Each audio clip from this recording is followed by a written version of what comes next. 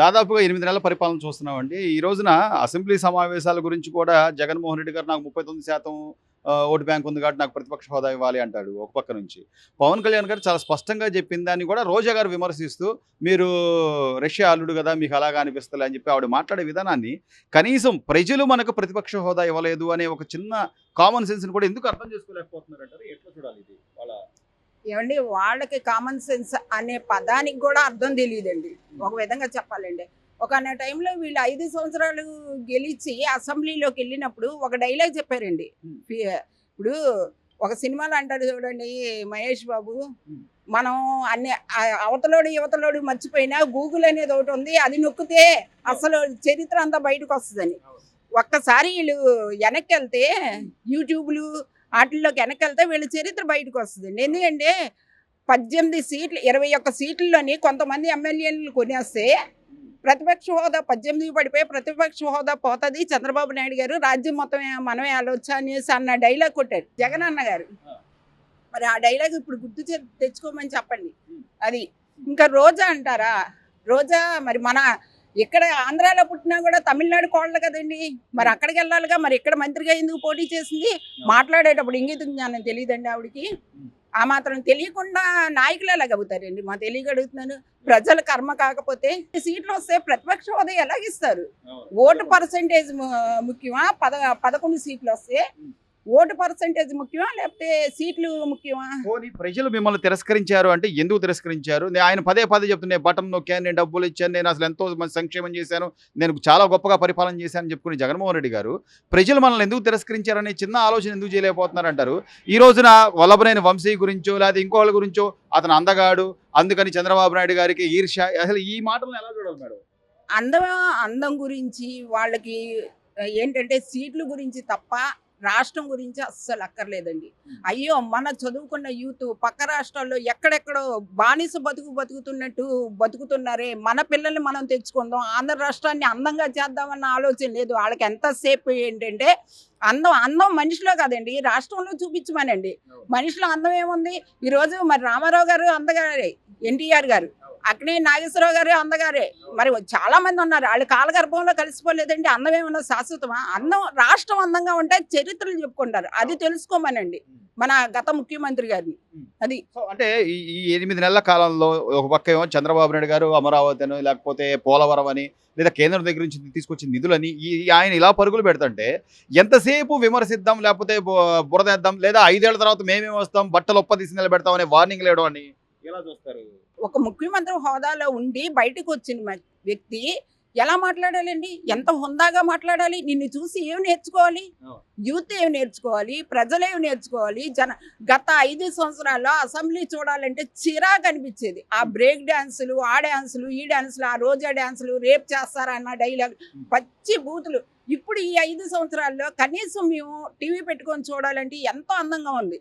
అసెంబ్లీలో మాట్లాడేటప్పుడు వాళ్ళు ఎన్ని మాటలు మాట్లాడినా వీళ్ళు హుందాగా మాట్లాడుతున్నారు. అది ఏమండి, పార్టీల మీద అభిమానం ఉండేది 25% 30% అండి. తక్కువ ప్రజలు రాష్ట్రం గురించి అభిమానించే వాళ్ళు, రాష్ట్రం గురించి ఆలోచించే వాళ్ళు ఓటేస్తారు. అది తెలుసుకోమనండి వీళ్ళని. అది తెలుసుకొని గత 5 సంవత్సరాల్లో రావడానికి ఏం చేస్తే 5 సంవత్సరాల్లోని మేము పరిపాలనలోకి వస్తాము, మళ్ళా సీట్లు పెంచుకుంటాం అనుకుని ఆలోచించుకుంటే బాగుంటుంది. కానీ లేదంటే 11 నుంచి 0% పడిపోవడం గ్యారంటీ అండి. కేవలం సంక్షేమ పథకాలు ఇస్తేనే లేదా ఏదో డబ్బులు పంచితేనే జనాలు మనకు ఓట్లేస్తారు అనుకుంటే 2024 ఎన్నికల్లో జగన్మోహన్ రెడ్డిని జనాలు ఎందుకు వద్దనుకున్నారు? అలాగే ఇప్పుడు చెప్పినటువంటి కూటమి ప్రభుత్వం ఏదైతే సూపర్ 6 పథకాలకు సంబంధించి ఒక్కొక్కటి నిదానంగా చేసుకుంటూ వస్తున్నారు, మిగతా ఇవన్నీ కూడా చేస్తారు. నిన్న అసెంబ్లీ సాక్షిగా కూడా రాష్ట్ర ముఖ్యమంత్రి గారు చెప్పిన నేపథ్యం ఇవన్నీ అమలయ్యే పరిస్థితి ఉందంటారా? ఉందండి, కంపల్సరీ అమలవుద్ది. మీకు రావడం వృద్ధులండి. ఈరోజు వృద్ధుల్ని అంటే ఇప్పుడు నేను ఉన్నానండి, నా తల్లిదండ్రులు ఉన్నారు, వాళ్ళకి పెట్టే మందులు ఈరోజు షుగర్లని అవి అని ఇవి అని లేనిపోయిన రోగాలన్నీ ఉన్నాయి. అనారోగ్య సమస్యలతో ఉంటుంటే ఇటు మేము మా తల్లిదండ్రులకు ఇచ్చుకోలేని పరిస్థితి, మా దీన్ని పరిపాలించుకోలే అంటే చూడలేని కుటుంబాన్ని చూడలేని పరిస్థితి. అలాంటప్పుడు రావడమే ముందు వృద్ధులకు చూశారండి, అది ముఖ్యం. ఇప్పుడు అమ్మఒడి అయ్యి అంటే మేము గవర్నమెంట్ ఇస్తుందని మేము చదివించుకోలే, పిల్లలకు అనరు కదా ఎవరును. ఎలాగైనా ఇప్పుడు మేము ఉన్నామండి, అప్పుడు ఇచ్చారా మాకు గవర్నమెంట్ ఏమైనా పథకాలు ఉన్నాయా? కష్టపడి చదివించారు. అవార్డు చేశారుగా మేడం. ఈ రోజున అమ్మఒడైనా అవనండి, లేదా ఈ కూటమి ప్రభుత్వం ఇస్తానన్న తల్లికి వందనం కానివ్వండి, లేకపోతే స్త్రీ నిధి కానివ్వండి, ఇవన్నీ ఇవ్వాలి అంటే ఆయన ఏమంటున్నాడు, నేను సంపద సృష్టించి ₹1 మిగులు వచ్చిన తర్వాత ఇది తప్పకుండా ఇస్తాను అంటున్నాడు. అంతేగాని ఈయనలాగా నేను రాష్ట్రం అమ్మేస్తాను లేదా తాకట్టు పెట్టేస్తాను అంటలేదు కదా. ప్రజలు అలా చేసేవనే కదా నీకు ఈరోజు 11 సీట్లే ఇచ్చారు. అయినా కూడా సూపర్ 6 అనే కల్లబొల్లి మాటలు, దొంగ హామీలు ఇచ్చి ఈరోజు అధికారంలోకి వచ్చారని రోజా గారు, అంబటి రాంబాబు గారు, లేదా పేరు నాని లాంటి వాళ్ళు మాట్లాడదాన్ని ప్రజలు ఇంకా నమ్ముతున్నారు అనుకుంటున్నారు. ఏంటి బీడు భూమికి పంట భూమికి తేడా తెలుసు కదా. బీడు భూమి చేశారండి రాష్ట్రాన్ని, దాన్ని ఒక రీతికి చేస్తున్నారు చంద్రబాబు నాయుడు గారు. మనకు కావాల్సింది ఏంటి? మనం బతకడానికి కావాల్సిన ఈ రోడ్లు కానీ, బ్రిడ్జిలు కానీ, మనకు కావాల్సిన మౌలిక వసతులు ముందు చూస్తున్నారు. అది ముఖ్యం. ఇప్పుడు పథకాలు ఇచ్చి నీకులా కూర్చోలా, రోడ్లకు గుంతలు పెట్టేయడం, ప్రతి దాన్ని తాకట్టు పెట్టాడు అంటే రాష్ట్రాన్ని ఏంటంటే నువ్వు ఏదో నీ ఆస్తులు కాపాడుకున్నావు, రాష్ట్రం ఆస్తులు తీసుకెళ్లి తాకట్టేట్టు.